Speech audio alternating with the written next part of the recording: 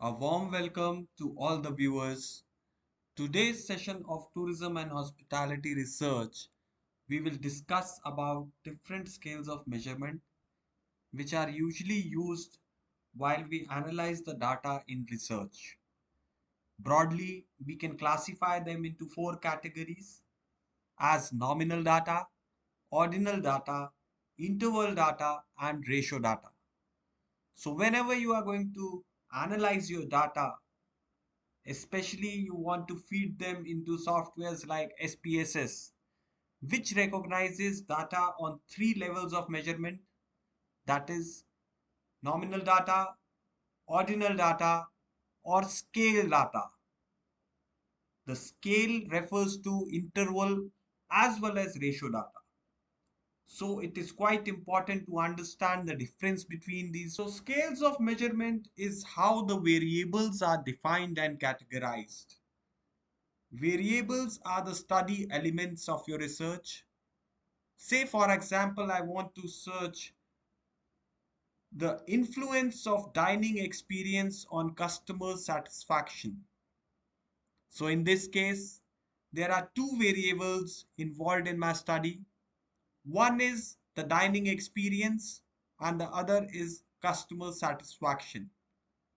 Of course, I'm going to measure these two variables using different items or indicators as they are referred to, which are also known as observed variables. So latent variables, which are unobserved variables in this case, are dining experience and customer satisfaction.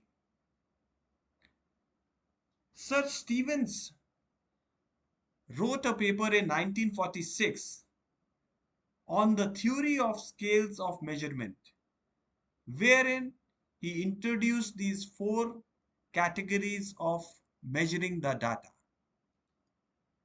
So first of all, we'll be talking about nominal scale, which categorizes the data into distinct, mutually exclusive groups. For example, gender, it could be male or female, type of fruit, it could be apple, orange, banana, or any of the fruits which you like, or colors, red, blue, green. An important consideration over here, which we should look into, is that all of these are categories. So, therefore, it is also known as categorical data. So, we cannot say that male is better than females or females are better than male. We can just classify the respondents into either a male category or a female category. So, both the categories are distinct and mutually exclusive of each other.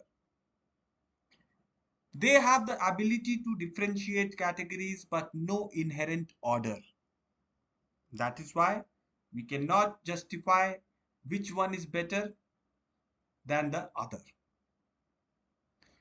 So what kind of statistics can be applied on nominal scale data?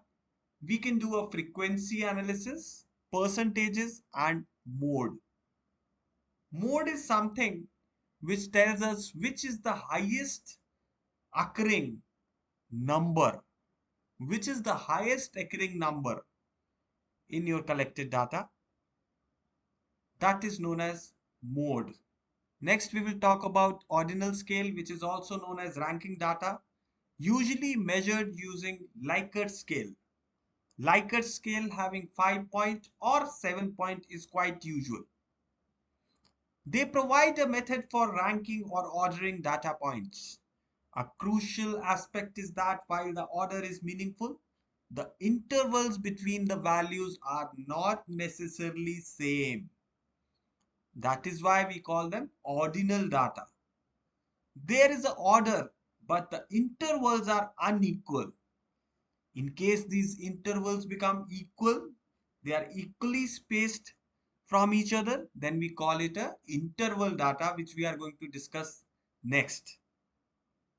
So it could include examples like education level and satisfaction, which might be measured on a Likert scale of 5. If I say a 5 point Likert scale, it means 1 stands for strongly disagree, and 5 stands for strongly agree. 3 is the middle one, that is the neutral point. It identifies the magnitude and identity of the data.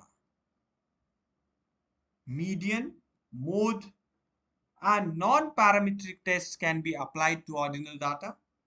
We will be discussing in detail about parametric and non-parametric tests in future videos. Next is interval scale, which offer equal intervals between values but lack a true 0 point, which means the ratios are meaningless.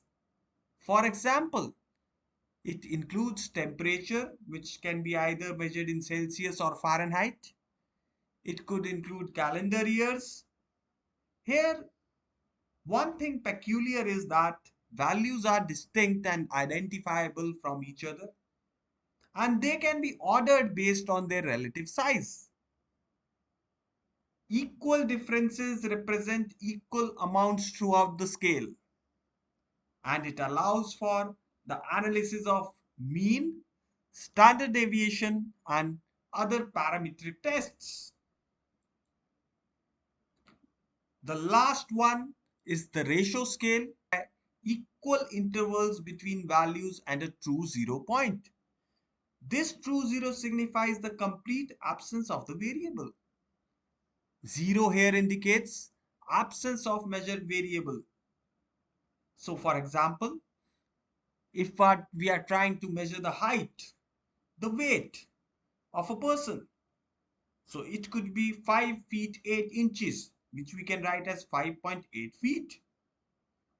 So thereby it includes the identity, magnitude, equal intervals, and a true zero. The differences between values are uniform and meaningful. And it supports all statistical measures which you can apply. You can apply all kinds of parametric tests. You can apply, you can use mean and standard deviation to assess the differences between the data groups. So that is all for today. I hope the session was quite informative and interesting for all of you. Do share it with the friends and faculty colleagues so that more knowledgeable content could be presented before you in the coming time. Thanks for watching.